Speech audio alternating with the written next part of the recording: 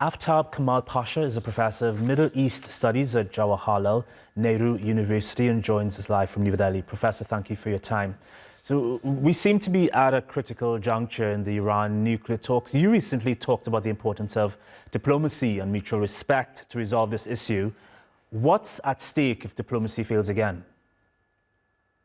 Yes, the second round of talks which are taking place in Rome, Italy, they are extremely important for regional peace and global peace because the entire world's attention is focused on this critical issue of Iranian nuclear program, which has been the subject of controversy for over 20 years because of Iran's determination to pursue its nuclear program. Despite objections from major powers and also from the IAEA.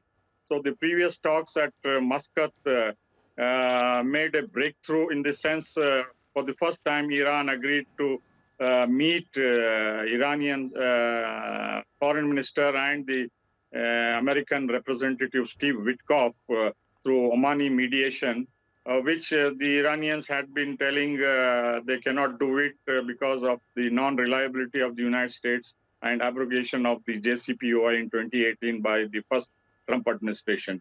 So the talks at Muscat, what we know is Iran has adopted a rather surprisingly flexible approach on its nuclear issue, and also the regional allies which it has in Yemen, in Hezbollah and Hamas and Popular Mobilization Forces. It is prepared to use its influence so that hostilities or attacks from these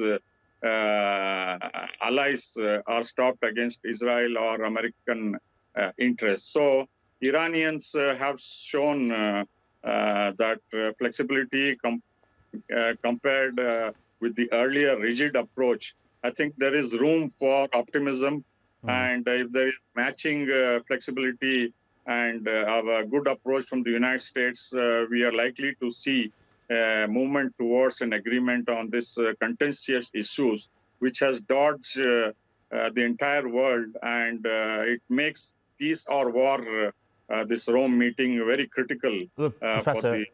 Professor, you're saying Iran has expressed some flexibility, but President Trump has suggested military action if talks fail. Do you reckon this is simply part of his negotiating strategy, or could it raise the risk of dangerous miscalculation in a region already with high tensions? You see, Donald Trump is a businessman, and he has been using this tactic on a number of issues, whether it is Panama Canal, Greenland, or tariffs, or threatening NATO members, especially EU members, to contribute more to the defense budget. So this is just the bargaining tool which Donald Trump has been using. And this has had a salutary effect on Iranians, on top of advice from China and Russia to be more flexible in their approach towards the talks in Muscat and now in Rome. So there is a remarkable change in Iranian attitude, not only in the approach, but also in its flexibility. But the military option is always there, hanging like a domicile sword on Iranian head, which is likely to prod and propel the Iranians to be more flexible in the coming days in their approach. Hanging like a domicile sword. That's an interesting way of putting it. Professor Pasha, thank you for your time. Thank you.